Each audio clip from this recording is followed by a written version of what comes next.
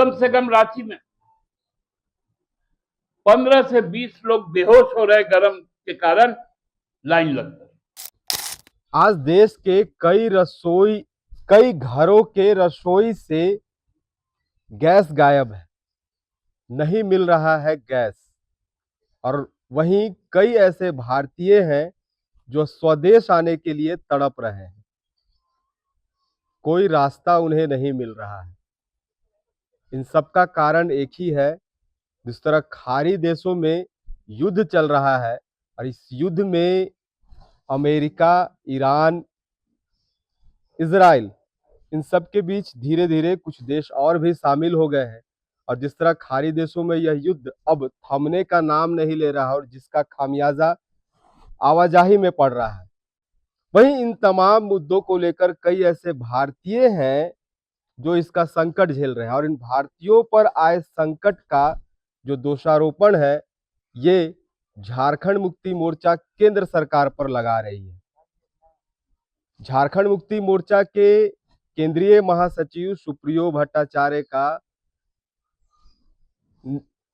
साफ तौर पर यह आरोप है कि केंद्र सरकार की विदेश नीति और घरेलू नीति के कारण आज कई भारतीयों को इसका खामियाजा भुगतना पड़ रहा है।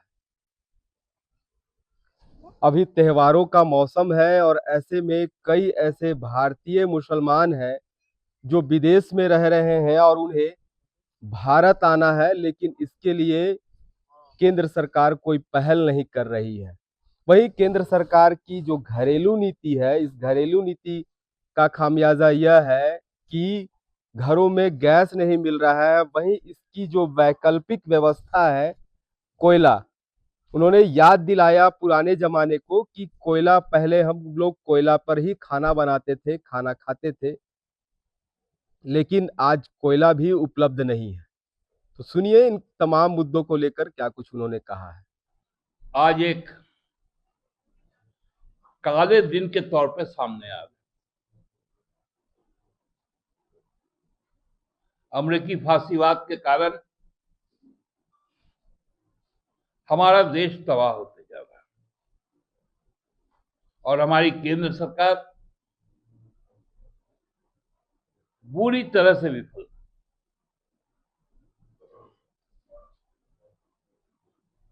जो अरब का क्षेत्र है, जिसको हम लोग मिडिल ईस्ट कहते हैं,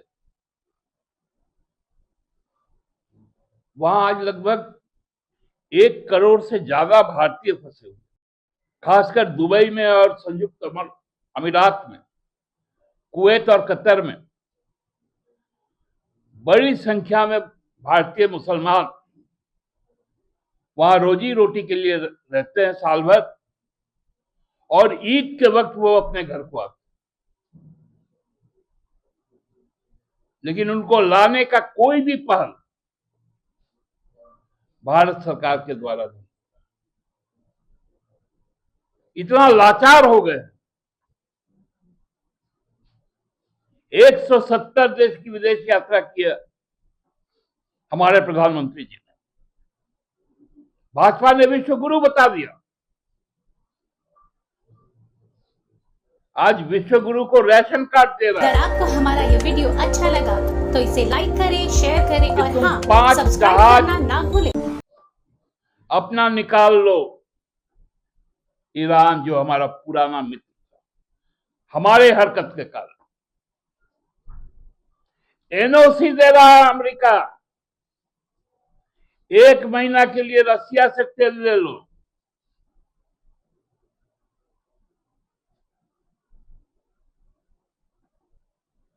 इजराइल प्रधानमंत्री जी को बोल रहा है कि हमसे मिलके जाओ, तब हम युद्ध शुरू करेंगे। ये हमारा विदेश नीति का हाल हो। और छोड़ दीजिए, घरेलू नीति भी पूरी तरह से बर्बाद हो गई। खाना खा के हम लोगों ने कॉलेज तक के समय तक हम लोग कोयले के चूल्हे पे खाए। क्योंकि कोयला उपलब्ध था।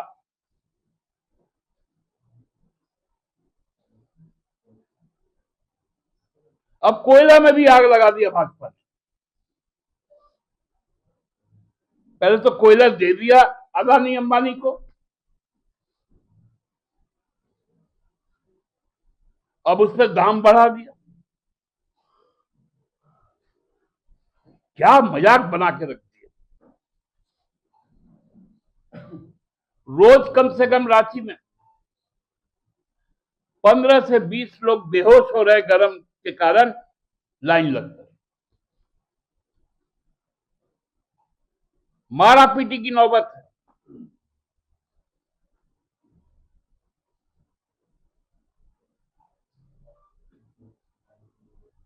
जैसे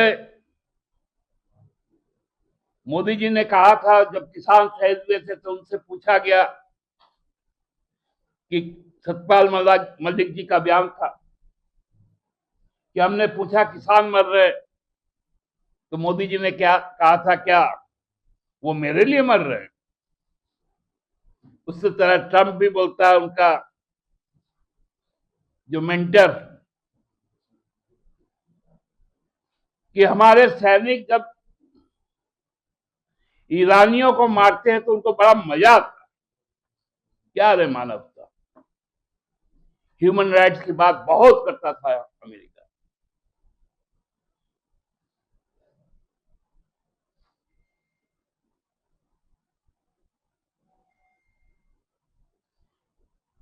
ये जो टकराव है,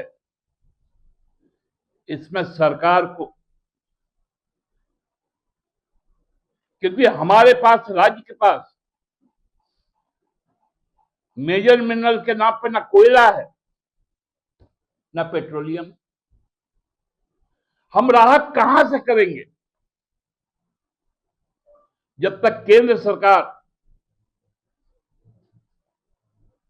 इस बारे में अपनी नीति स्पष्ट ना करे। तो देखिए कि साफ तौर पर जो झारखंड मुक्ति मोर्चा के केंद्रीय महासचिव सुप्रियो भट्टाचार्य हैं, इन्होंने केंद्र सरकार के ऊपर बड़ा कटाक्ष किया है कि केंद्र सरकार के जो हमारे प्रधानमंत्री हैं, ये प्रधानमंत्री तो 170 देशों की यात्रा कर रहे हैं और उन्हें जो भाजपा के नेता है वो विश्व गुरु भी बताते हैं, लेकिन आज वो विश्व गुरु कहाँ गए? विश्व गुरु की कोई नीति नहीं काम कर रही है। जिस तरह 170 देशों में उन्होंने यात्रा किया, आज वही देश भारत को आंख दिखा रहा है। अमेरिका एनओसी दे रहा है तो वहीं ईरान राशन कार्ड दे रहा है। आपने सुना कि किस तरह सुप्रियो भट्टाचार्य ने कहा कि जो राशन कार्ड का उन्होंने कहने का मतलब हुआ कि वो जहाज जाने के लिए कह रहा है, वहीं जो अमेरिका का है एनओसी का मतलब वो लिमिट दे रहा है कि अब आप रूस से तेल खरीद सकते हैं, मतलब अपनी मर्जी का नहीं कर सकते हैं, हमें उन्हीं के इशारे पर चलना है। तो ये बड़ा कटाक्ष है कि आखिर हमारे प्रधानमंत्री देश के लिए क्या कर रहे हैं। इतने बार विदेशों में घूमने गए, कोई काम नहीं आया, आज विदेशी लोग हमारे ऊपर ही शासन कर रहे हैं। तो अब ऐसे में केंद्र सरकार की क्या नीति होती है, क्या विदेश नीति होती है और घरेलू नीति पर कितना काम करते हैं, यह तो आने वाला वक्त ही बताएगा। खैर, आपको क्या लगता है कि देश में यह संकट आने के पीछे किनका कारण है? क्या विदेश नीति इस पर है? हमें कमेंट्स जरूर कीजिएगा। मेरा नाम जयंत हो गया और आप HNN देख रहे हैं। अगर आपको हमारा ये वीडियो अच्छा लगा तो इसे लाइक करें, शेयर करें और हाँ, सब्सक्राइब करना ना भूलें।